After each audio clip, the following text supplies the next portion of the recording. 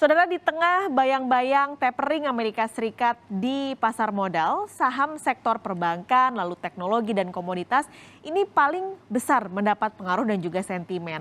Nah, ada sektor yang kini mungkin bisa Anda lirik atau investor lirik, saudara, yaitu saham sektor perunggasan. Nah, bagaimana potensinya? Kita akan bahas langsung pagi ini bersama Kepala Riset Pros Capital Alfred Nenggolan.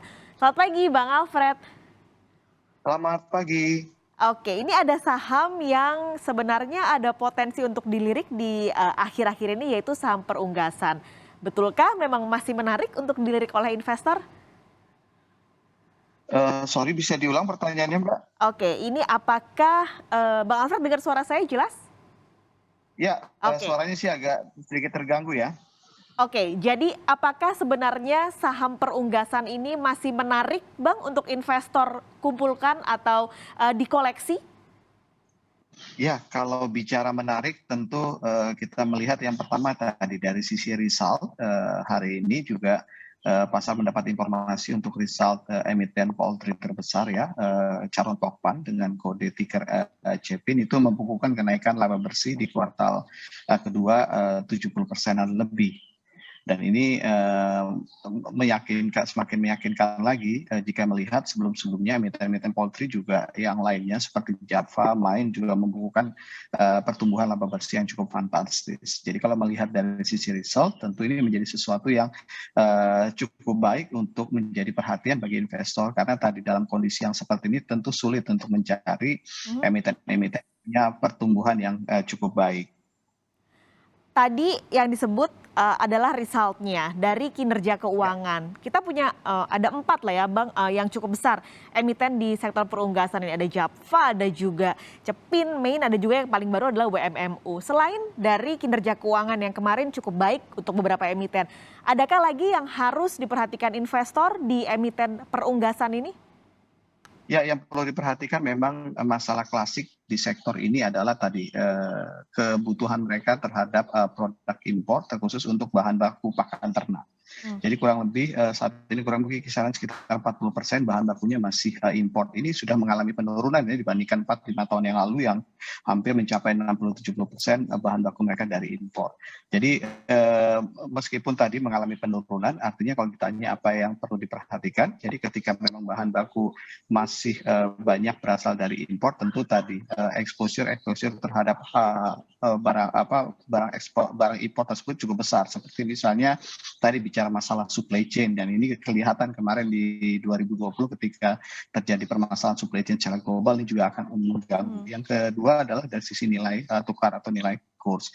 Jadi memang kalau kita lihat seperti tahun ini ketika rupiah relatif cukup stabil, kita juga melihat bahwa impact-nya terhadap result mereka juga cukup bagus. Jadi yang diperhatikan bicara masalah bahan baku mereka yang masih ada kontribusi dari sisi impor.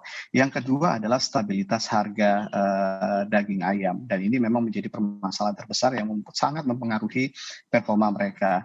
Di 2020 atau di 2021 ini kita melihat bahwa harga ayam cenderung stabil. Ini tidak lepas dari tadi intervensi pemerintah ketika pemerintah punya program yang namanya cooling atau pemusnahan untuk menjaga dari sisi supply ayam sendiri, dan ini sangat penting sekali. Artinya kalau kita lihat bahwa pemerintah sudah relatif kita katakan kita apresiasi cukup berhasil terhadap stabilitas harga ayam, dan ini berdampak terhadap performa emiten-emiten poultry. Jadi kebijakan untuk stabilitas harga ayam ini juga menjadi penting juga untuk perlu diperhatikan dalam emiten poultry karena ini sangat mempengaruhi tadi stabilitas performa mereka. Oke, kebijakan atau kestabilan harga ayam dan tadi adalah kestabilan nilai tukar rupiah karena tentu berdampak pada bahan baku pakannya sendiri. Tapi Bang, kalau kita lihat dari pergerakannya, ini ada 4 yang cenderung turun sebenarnya cuma WMMU ya ketika dia pertama kali akhirnya IPO. Setelah IPO ini cenderung turun, tapi yang lain trennya sebenarnya stabil atau bahkan cenderung naik. Ini kira-kira sampai kapan bertahan, Bang Alfred? Ya, kalau bertahan kemungkinan sampai akhir tahun karena begitu kita lihat hampir semua sudah menyampaikan laporan keuangan yang first half, tinggal WMMU yang belum ya. Jadi Hmm. kalau kita lihat, kita simpulkan dari first half ini performa mereka sangat bagus sekali. Apalagi kalau kita lihat catatan dari Java, Cepin ini kan juga punya catatan membagikan dividen yang cukup besar. Saya ambil contoh Java itu valuasinya PI-nya kurang lebih sekitar 6 kali. Artinya kalau mereka bisa membagikan kurang lebih misalnya 50% ya seperti kebijakan mereka di 2018, yield dividennya bisa mencapai belasan persen.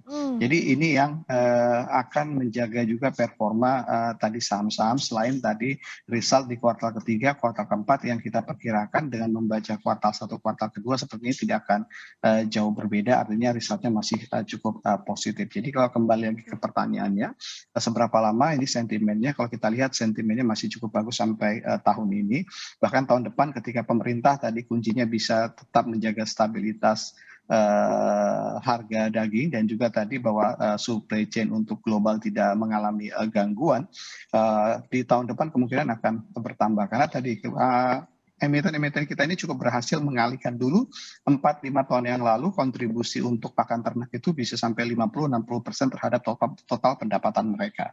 Tahun ini sudah mulai turun, yang naik itu adalah daging olahan dan juga penjualan dari sisi daging ayam dan selain pakan ternak. Artinya mereka sudah berhasil melakukan diversifikasi, mereka sudah berhasil untuk mendistribusikan dengan baik dengan mengurangi dari sisi pakan ternaknya, dan memang endingnya bisnis ini adalah bicara masalah tadi penjualan daging ayam. Jadi kalau kita lihat ini perubahan struktural ini memang semakin menyehatkan emiten-emiten poultry yang pada beberapa tahun yang lalu sangat tergantung tadi pada pakan ternak yang menjadi segmen terbesar mereka. Oke. Sementara bicara masalah tadi bahan baku impor itu terbesarnya ada di segmen pakan ternak. Berarti ini kalau ada perusahaan yang sebenarnya diversifikasi bisnisnya semakin banyak, karena kita lihat kan dari 4 ini banyak mereka yang akhirnya tidak fokus saja pada perunggasan atau poultry gitu. Itu apakah semakin bagus sebenarnya secara fundamental? Ya, tentu semakin bagus, tentu bicara masalah diversifikasi. Artinya bahwa sensitivitas mereka ketika tidak terdiversifikasi akan cukup besar terhadap beberapa segmen.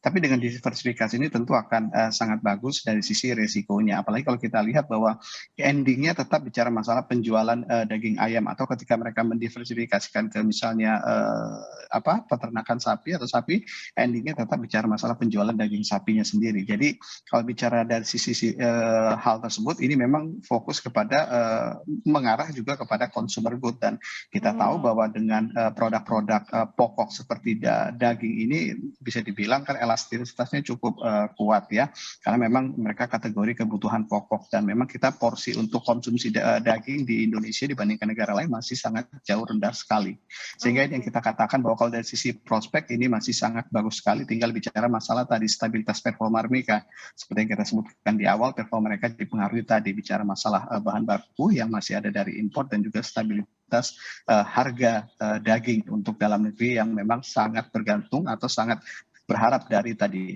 bantuan atau intervensi pemerintah dalam melakukan stabilisasi harga Oke. daging.